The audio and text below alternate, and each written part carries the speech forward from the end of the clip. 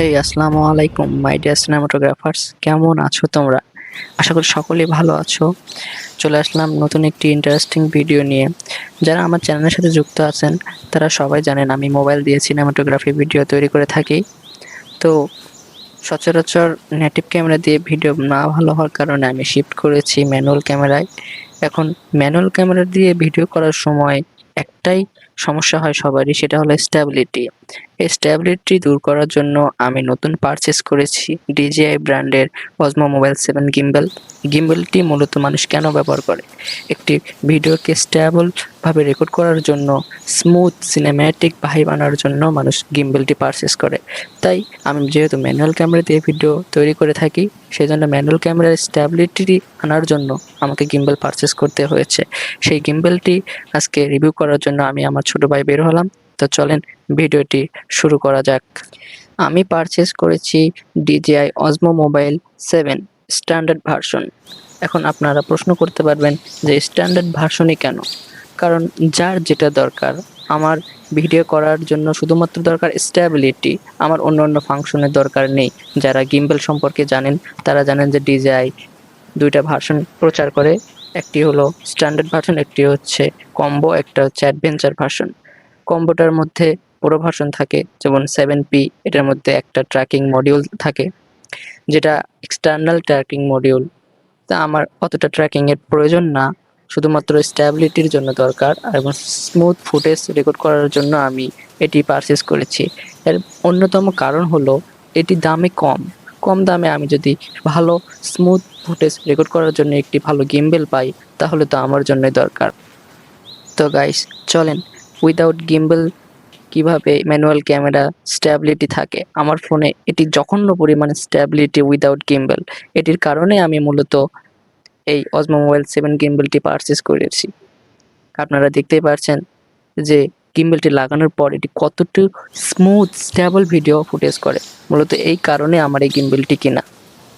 স্ট্যাবিলিটির পাশাপাশি এই গিম্বলের একটি বিশেষ দিক রয়েছে, সেটি হলো অ্যাক্টিভ ট্র্যাকিং। এই অ্যাক্টিভ ট্র্যাকিং এনেবল করার জন্য আমাদেরকে ডাউনলোড করতে হয় DJI Mimo অ্যাপ। এই DJI Mimo অ্যাপটি প্লে স্টোরে সবাই পেয়ে যাবেন। আমার ফোনে DJI Mimo অ্যাপটি সাপোর্ট করে, আমি প্লে স্টোর থেকেই ডাউনলোড করেছি। এই অ্যাক্টিভ ট্র্যাকিং এনেবল করা যায়, কিন্তু যখন আমি 4K ভিডিওতে এই ট্র্যাকিংটি চালু করি, তখন ভিডিও রেন্ডারিং ভালো মতো করতে পারে না, কারণ আমার ফোনের প্রসেসরটি অতটাও স্ট্রং না এই অ্যাক্টিভ ট্র্যাকিংয়ের সাথে ভিডিও রেকর্ডিং করার জন্য। কিন্তু যখন আমি এই ভিডিও করার সময় রেজুলেশনটি কমিয়ে দিই, তখন এটি দুর্দান্ত কাজ করে অ্যাক্টিভ ট্র্যাকিং। এই DJI Osmo Mobile 7 এই গিম্বলটিতে 7.0 অ্যাক্টিভ ট্র্যাকিং বিশেষটি ক্ষমতাটি রয়েছে, যা প্রিভিয়াস গিম্বলের তুলনায় ভালো। এখন বর্তমানে 8P বা অষ্টম ভেরিয়েশন চলতেছে, যদিও আমি 7 ভার্সনটি কিনেছি। এটিতে অ্যাক্টিভ ট্র্যাকিং রয়েছে।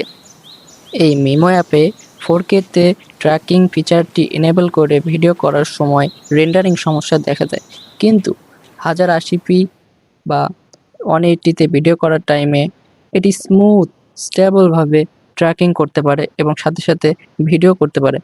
এবং এর আরও একটি খারাপ দিক হলো অনেক ফোনে, অ্যান্ড্রয়েড ফোনে যেমন আমার ফোনেই 60 fps সাপোর্ট করে না, শুধুমাত্র 30 fps ভিডিও করতে পারি। যেমন 720p 30 fps, 180 30 fps এবং 4K 30 fps ভিডিও করতে পারি। আমার 60 fps সাপোর্ট করে আমার ফোনে বা আমার চিপসেটে 60 fps সাপোর্ট করে, কিন্তু DJI Mimo অ্যাপে 60 fps সাপোর্ট করে না। অন্যান্য ফোন যেমন iOS আইফোনগুলোতে এটি দুর্দান্ত কাজ করে, 60 fps সাপোর্ট করে। পরবর্তীতে এই DJI গিম্বলের অন্যান্য ফাংশন নিয়ে নতুন একটি ভিডিও নিয়ে চলে আসব।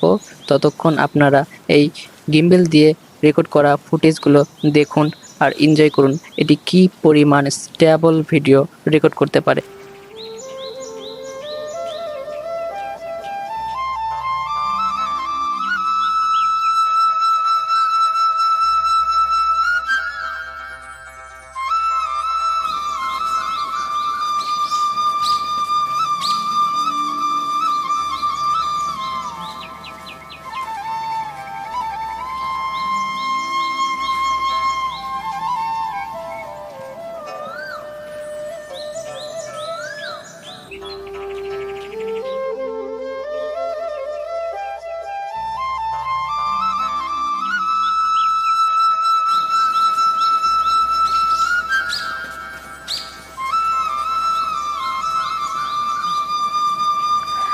তো আজকের মতো এই পর্যন্তই।